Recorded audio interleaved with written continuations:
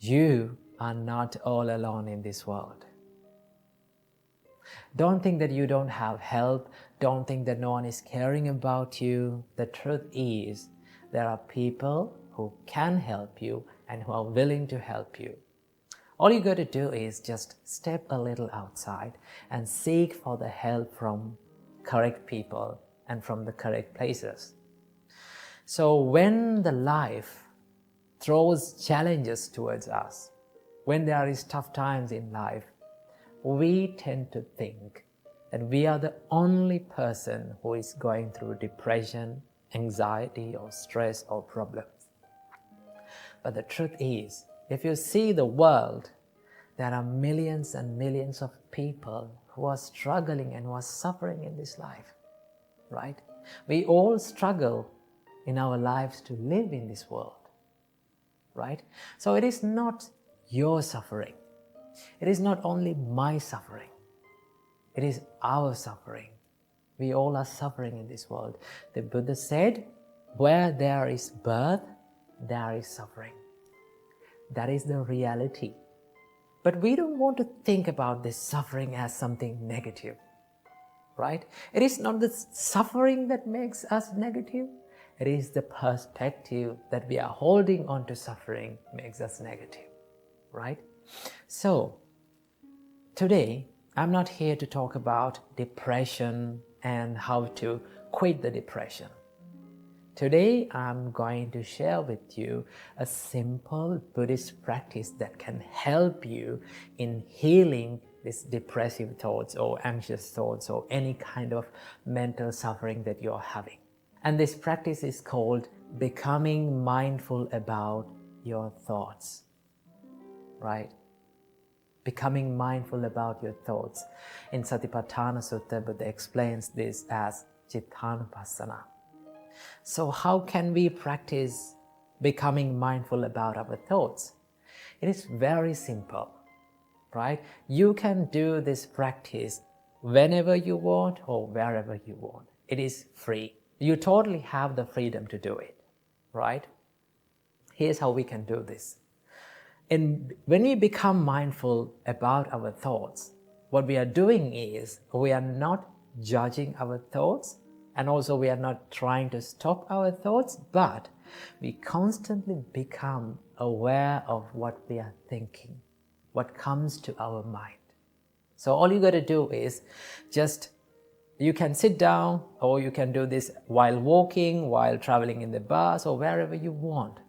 Just ask from yourself that what am I thinking? Then you will come across with these thoughts, right? So what we have to do is whenever you become depressed, whenever you feel anxious about yourself, whenever you feel sad about something, what you have to do is just notice it. Notice it as a thought.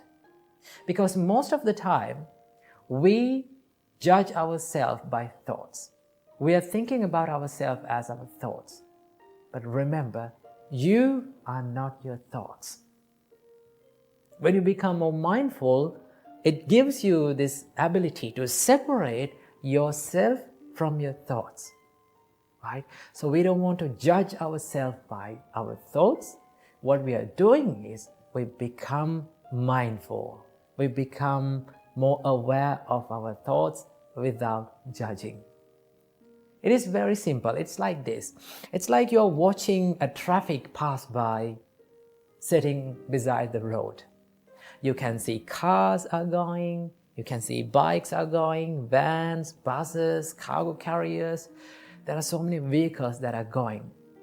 All you're doing is you're just watching them. You're just noticing them, right?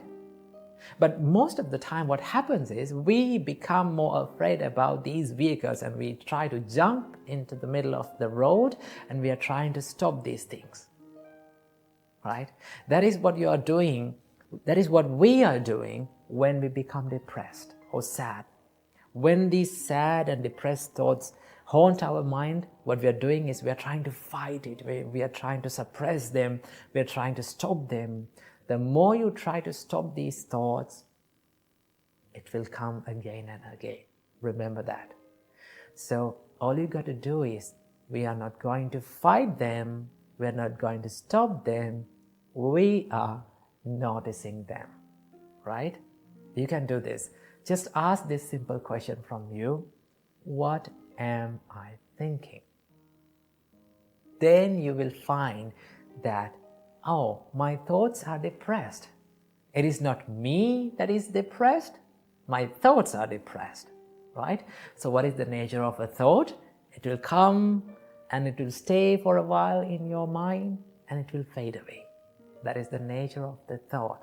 So it is just a thought. That means you are not the depression, you are not the anxiety, and you are not the stress. Remember, if you feel hopeless, if you feel that you are not good enough, don't believe what your mind always says. You are more capable than you think. You are more good than you think, right? So what is holding back us is this little frame that we are having inside our mind, that I am not good enough, I cannot do these things, I am not capable of doing these things, I am hopeless, no one is going to help me. If you change that mindset one day, remember, you can do better and you can do more than you think. So please, don't think that you are not good enough. I repeat again, that you are more capable of doing things more than you think, right? So believe in it and work for it. So if you are going through painful situations and if you are having painful memories about yourself, don't run away from them. Don't be afraid of them. Remember, pain is a part of growing, right? If you want to grow, sometimes you have to go through pain. Most of the time you have to go through pain. So if you practice these mindful exercises, and if you seek for the help, and if you do this proper medication for your mental suffering, then one day for sure you are going to be okay. You are going to be happy in your life. And this is the best part of recovering from these traumatic and painful situations. What is that? You can help someone who is in the same place as you were. You can say that, do these things, practice these things, think like this, because I know the pain that you are going through, because I was a person like you. But I am recovered now. You also can recover yourself. So you can inspire others and you can help others. And then you will find the real value of your life. So please do not think that you are not good enough. You're more than enough than you think. So remember these things and practice these things in your life. And I wish you all, may all of you find the real happiness in your life. From today's video, let's discuss about how can we deal with anxiety and what to do when our mind becomes anxious, right? We all know that how it is painful when our mind becomes anxious and when we become afraid of the things that will happen in the future, or when the mind creates all these scenarios in our head about the things that will happen in the future, right? So how can we deal with this state of mind? There are a few things that we can do, right? But most of the time, when we become anxious, what happens is we become panicked and we take decisions that may not be the correct decision to take. Okay, so today I'm going to be sharing with you few things and few advices that I have given and that helped me a lot personally to deal with this anxiety. So the first thing that you have to do is, first, you have to be aware of your mental state, right? If you're anxious, if you're afraid of something, the first thing is to be aware of it and to accept it, right? Most of the time, we pretend not to be anxious. We pretend not to be fearful about the future, and we try to reject that state of our mind. The more we reject, the more it persists in our mind. So that is why the first step is to acknowledge and accept your current state of your mind. If you're anxious, just say to yourself, okay, now my thoughts are in anxiety mode, right? My thoughts are anxious. I am fearing about certain things. Acceptance will help you to catch the thought and to be more aware of it. And also, when you accept it, it creates less pain, right? Acceptance is the first step of healing. So the first step is to accept your current mental state. And the second step is, this is amazing, once you understand the current state of your mind, what you have to do, the biggest advice that I have given about anxiety is do one thing at a time, right? Take one action at a time, right? We all know that when we have lot to do, right? When we have many jobs to do, what happens? We start thinking about everything, right? We started loading these thoughts into our mind every time, and we try to do all at once. But in reality, we can't do all at once, right? One thing that we can do is we can take one job, one action at a time and do that, right? So how to do this? First of all, to clarify your thoughts and to be clear about what you have to do and what you can do and cannot do, first, sit down in a quiet place, take a piece of paper and write down all the things that you are fearing about, and write down all the things about the current situation that you are in. And also, most importantly, you have to write down the things that are in your control and things that are out of your control. When you clarify these things, you can take actions upon the things that are under your control. So one thing that you can do is sit down, write down all the thoughts, write down current situation of your life, and write down all the things that are under your control and not under your control, so that you're very clear about what to do and what not to do, right? So when you clarify that and take one action, just one action, and what you have to do, just execute that action, right? Don't try to do all the things, just pick one action and do it at one. It's something like this, right? Something like you're grabbing a bunch of oranges, right? What will happen if you try to grab a bunch of oranges at once? You can't grab all of them, right?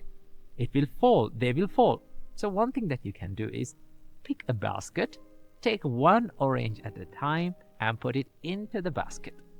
In that way, you can grab many oranges. In the same way, when you clarify your thoughts and take one action at a time and execute it, then it will be clear in your mind and it will ease up your mental state.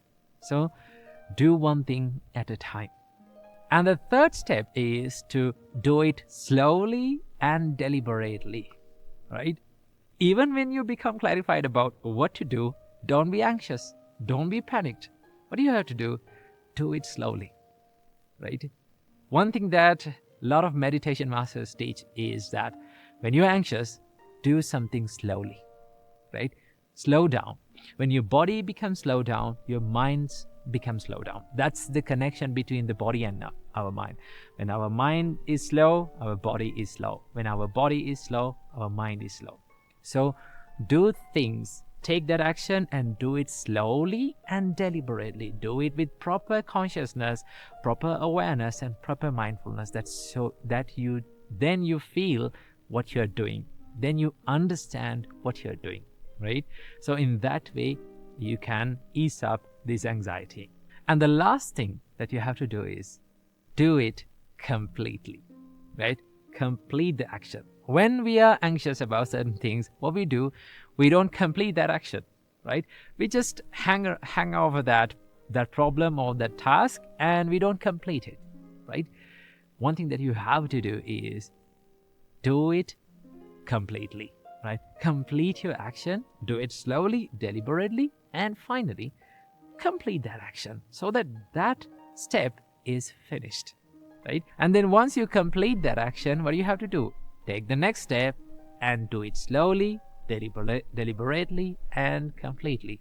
In that way, you can clarify what you have to do, and also you will get a good time to take good decisions. So this is a little way and a tiny practice that you can add to your life to ease up your pain of anxiety. And whenever you are anxious about certain things, try this and it will ease up your pain of anxiety. So keep this little advice in your mind and be happy. Namo Buddhaya. Namo Buddhaya. Welcome everyone to another video. From today's video, I would like to share some thoughts about going for refuge to these three jewels or three refuges in Buddhism. Now, traditionally, all Buddhists go for refuge to these three gems or three jewels. And in other words, we call them three refuges, right? And it is a traditional way. And most of the time, the traditional Buddhists, they do it as a chanting, right? Whenever they do their prayers, they say, Buddhang Saranang Gacchami, I go for refuge to the Buddha.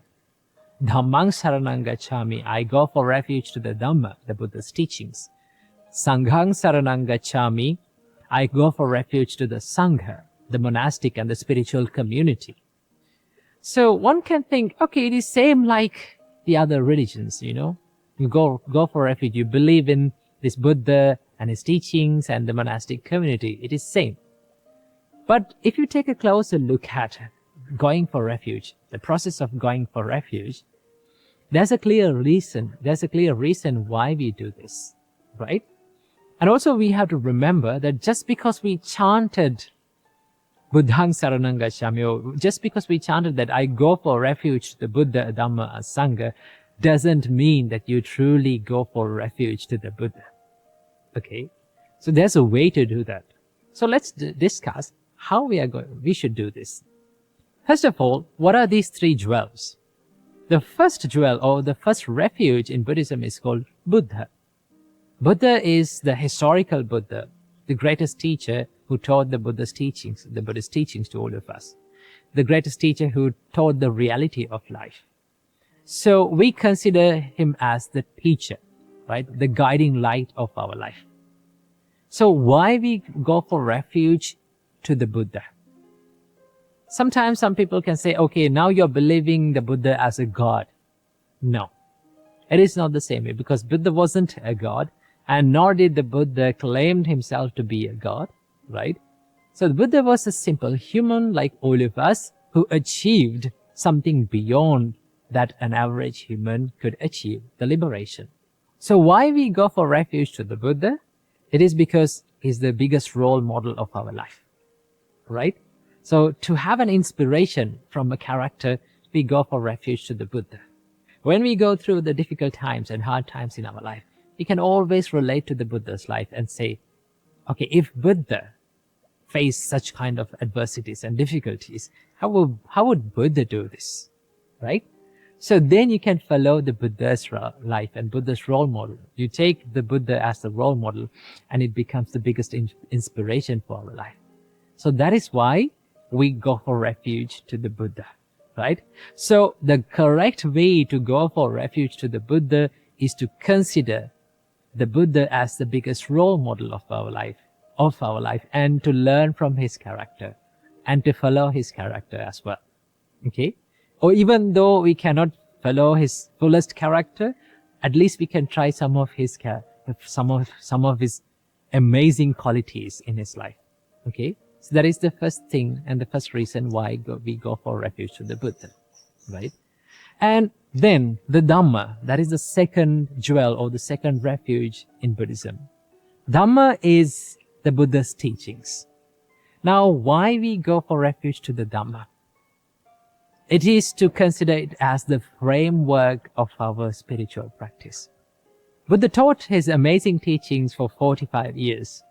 And these teachings we consider as the Dhamma, right?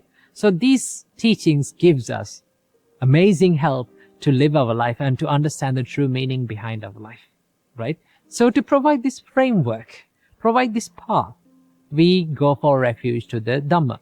Now, how to truly go for refuge to the Dhamma is to practice it, right? Follow the Buddha's teachings and practice it. and that is the correct way to go for refuge to the Dhamma. Okay, so first we take the role model and we follow his character, and also we follow his teachings, the Buddha's teachings. And third jewel, or the third refuge, is Sangha, the monastic community, the spiritual community, who have achieved the levels of spirituality. Okay, why we go for refuge to the Sangha, or this monastic community, or the spiritual community, is to give us the support for our spiritual practice. Because we all know we can't do this alone, all alone.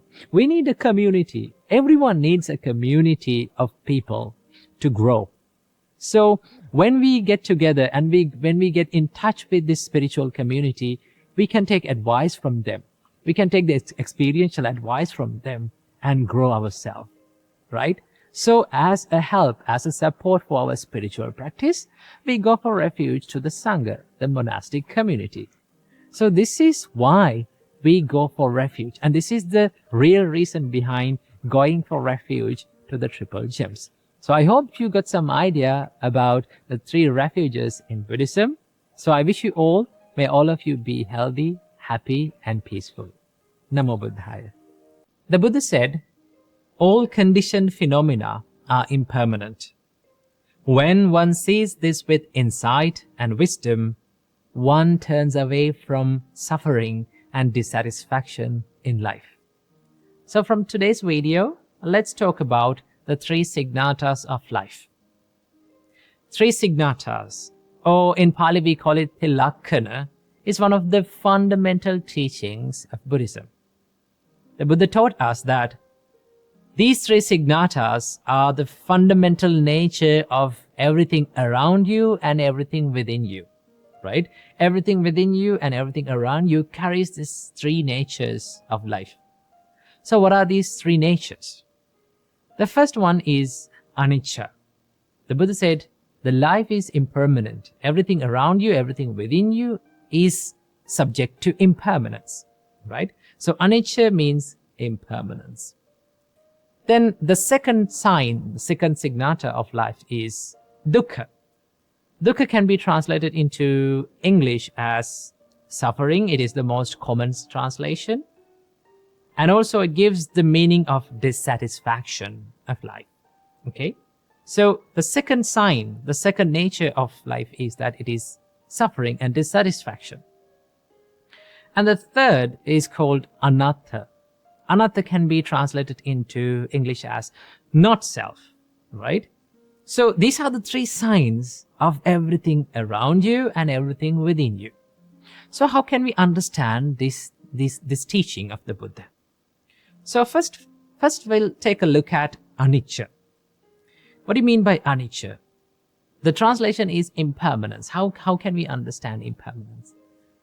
So there are these levels of anicca or levels of impermanence that we can understand. Okay? The first is the most peripheral and the most superficial impermanence of life, right? That everyone can understand. For an example, like seasons change, right? It is an impermanence.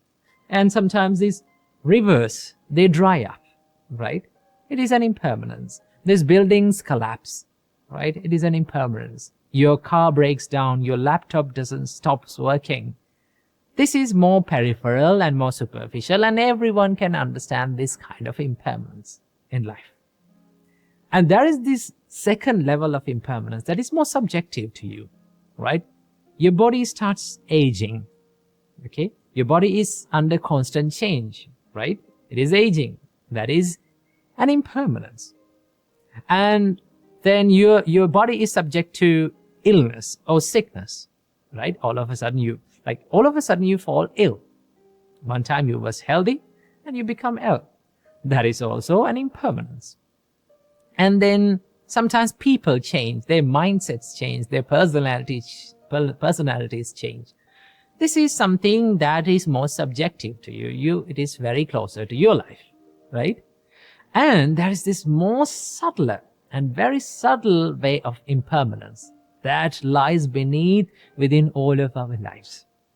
For an example, who you are, Okay, what you call yourself is a bunch of experiences, right? You perceive this world and you connect to this world, you get connected to this world through these perceptions, right? These experiences. You see the things from your eyes, you listen to things from your ears, you smell things, you taste things, you feel things to your body, you think from your mind. So all these experiences are under constant change. Just take a look at your life, right? Now, if I ask from you, what happened to all the words that you heard from this video, in the beginning of this video? What happened to them now?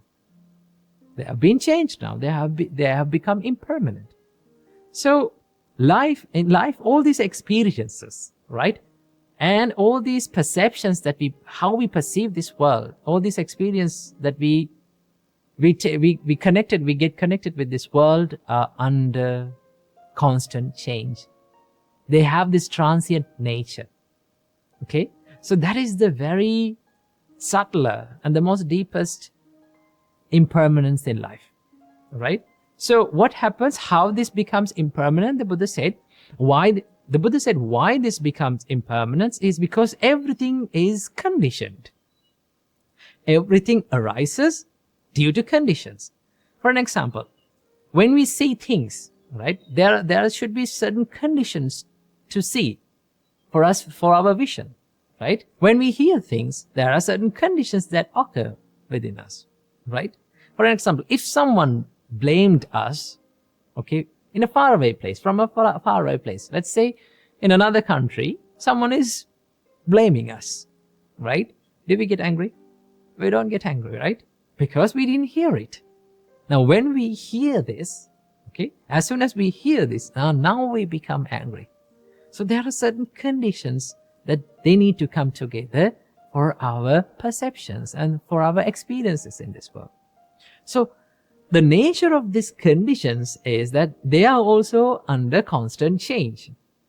Okay? When the conditions change, our experiences change. That means who you are is under constant change, which we call anicca. Okay? So that is the way that we can understand the impermanence. Now, to understand this subtler impermanence, okay, this deepest impermanence, everyone cannot understand this. This need the meditational development, a developed mind, well-disciplined mind to do that. That is why we practice this insight meditation. Okay, so this is the anicca that Buddha talked about. Okay, this is the impermanent. That is the first sign of life, that everything around you, everything within you is under constant change. That is the first thing. Now, if I ask from you, if someone expects the permanence from these impermanent things, right? If someone expects things to be permanent, experiences to be permanent, when the very nature of everything is impermanent, what happens to that person? Would that person get what they expect, what he expects? No, right? And what happens to you when you don't get what you expect? You are dissatisfied, right? And you suffer. And that is what you call the second signata of life, the second nature of life. That is, life is subject to suffering. Life consists of dissatisfaction, okay? Because we expect things to be permanent, our experiences to be permanent, when the very nature of everything, every experience within us is impermanence. Okay? I heard this wonderful quote from a famous monk. He said, "Impermanence doesn't make us suffer. What makes us suffer is wanting things to be permanent when the very nature of things are impermanent."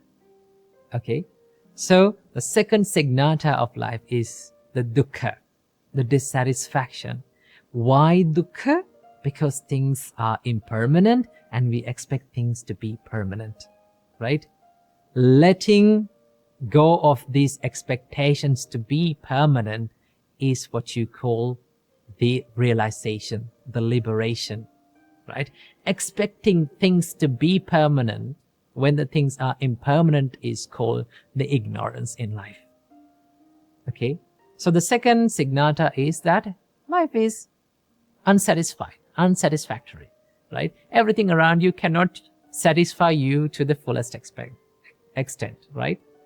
For an example, we love every experience to be permanent, and we think that every experience is permanent. For an example, let's say when you have a happy feeling, okay, let's say you have a happy and a pleasurable feeling. What you expect what you expect from that experience? We expect, okay, I wish this experience will last forever with me. It will stay with me forever. But it isn't, right? How many happy experiences have you gone through? And now they're gone. They cease to exist. That is the nature of life. Okay? Let's say we are going through a difficult experience, painful experience. What we think? We think, okay, this pain will last forever. I will have to suffer forever. But the very nature of life is that it is also under constant change. Okay? So this is what we need to understand. Okay? So the second signata of life is called dukkha. And what is the third signata? The third sign of life? It is called anatta. Anatta is, in English we call it not self. Right? The Buddha said, if something is impermanent, okay, if the life itself, if the life around you, if the life within you is under constant change, can you expect any unchangeable and permanent self even within you? No. Okay? So, anatta means no permanent self, right? Even our consciousness changes according to our perceptions. That is the nature of life. So if even the consciousness change, right? If even the consciousness conditioned, right? Then we can't expect any self to be permanent. Okay? This is called anatta. Okay? The not self nature of life. The perfect example for life is the flame. For an example, let's say we light up a candle and you can see a flame, right?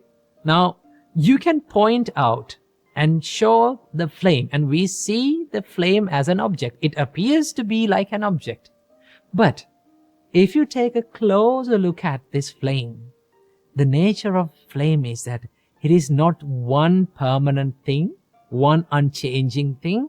It is under constant change. It is a process, right? It is the process of combustion, right? If it wasn't, the flame always depend on the conditions. When the conditions are there, the flame exists. When the conditions are not there, the flame ceases to exist. For an example, let's say, can you remove the flame from the candle? You can't. Why? Because the flame entirely depends on that condition, the wick, the wax, the heat and everything. Okay? So our life is always a collection of conditions. Okay? When the conditions are there, the experiences arise. When the conditions become impermanent, the experiences change. This is the very nature of life. So these are the three signatas of everything around you. Look around you, right? Everything that objects, things, people, right? Your experiences, your body, everything has this very nature.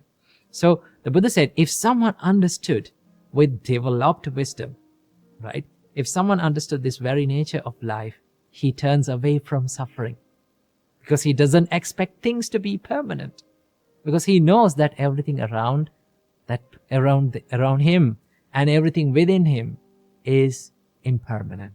So I hope you got some light about these three signatas of life.